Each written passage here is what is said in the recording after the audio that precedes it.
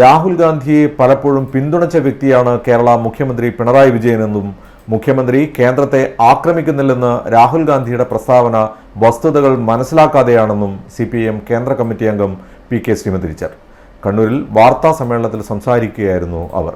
ഈ രാഹുൽ ഗാന്ധിയെ രക്ഷിക്കാനും പിന്തുണക്കാനും അന്യായം BJP-ക്കാർ പ്രവർത്തിച്ചപ്പോൾ ശ്രീ രാഹുൽ ഗാന്ധിയുടെ പിന്തുണക്കെത്തിയ മുഖ്യമന്ത്രിയാണ് കേരളത്തിൻ്റെ മുഖ്യമന്ത്രി.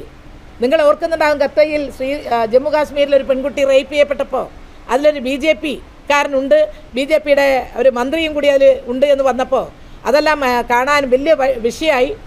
അത് സന്ദർശിക്കാൻ വേണ്ടി പോയപ്പോൾ രാഹുൽ ഗാന്ധിനെ കയ്യേറ്റം ചെയ്തു, ആക്രമിച്ചു, അറസ്റ്റ് ചെയ്യാനൊക്കെ ശ്രമിച്ചപ്പോൾ നമ്മുടെ മുഖ്യമന്ത്രി 2020 അദ്ദേഹത്തിൻ്റെ ഫേസ്ബുക്കിലും അദ്ദേഹം പത്രസമ്മേളനത്തിലും അതിശക്തമായി ഈ തരത്തിൽ ഒരു പാർലമെൻറ്റ് മെമ്പറെ, ദേശീയ പാർട്ടിയുടെ നേതാവിനെ ആക്രമിച്ച് ശരിയായില്ല, അപലപിക്കുന്നു.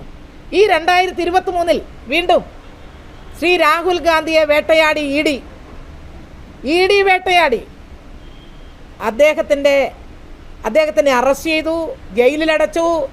എന്നിട്ട് അദ്ദേഹം താമസിക്കുന്ന പാർലമെൻറ്റ് മെമ്പറുടെ ഔദ്യോഗിക വസതിയിൽ നിന്ന് പുറത്താക്കി. എന്നതിന് ശേഷം ലോകസഭാ അംഗത്വം റദ്ദ് ചെയ്യിപ്പിച്ചു. BJP ഈ തരത്തിലുള്ള അതിക്രമം കാണിച്ചപ്പോൾ രാഷ്ട്രീയ നേതാക്കന്മാർ എതിരായിട്ട് പറഞ്ഞവർക്കെല്ലാം എതിരെ പ്രയോഗിക്കുന്ന ഈ വിദ്യ രാഹുൽ ഗാന്ധിക്കെതിരെ പ്രയോഗിച്ചപ്പോൾ 2023 നമ്മുടെ മുഖ്യമന്ത്രിയുടെ ഫേസ്ബുക്ക് പേജും പത്രസമ്മേളനം നടത്തി അന്നത്തെ പത്ര റിപ്പോർട്ട് എടുത്ത് നോക്കൂ.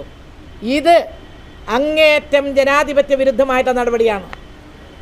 ഇതൊരു ജനപ്രതിനിധിയോട് ചെയ്യേണ്ടുന്നതല്ല BJP നരേന്ദ്രമോദി സർക്കാർ ചെയ്യുന്നത് എന്ന് നമ്മുടെ കേരളത്തിൻ്റെ മുഖ്യമന്ത്രി വ്യക്തമായിട്ട് ദൃഢമായ ഭാഷയിൽ അപലപിച്ചിട്ടുള്ള ആ പ്രസ്താവനയൊക്കെ ഇവിടെ നിൽക്കുമ്പോഴാണ് ശ്രീ രാഹുൽ ഗാന്ധി പറയുന്നത് എപ്പോഴും അങ്ങോട്ട് BJP-ക്കെതിരെ പിണറായി പറയുന്നില്ല, പിണറായിക്കെതിരെ BJP അറ്റാക്ക് ചെയ്യുന്നില്ല.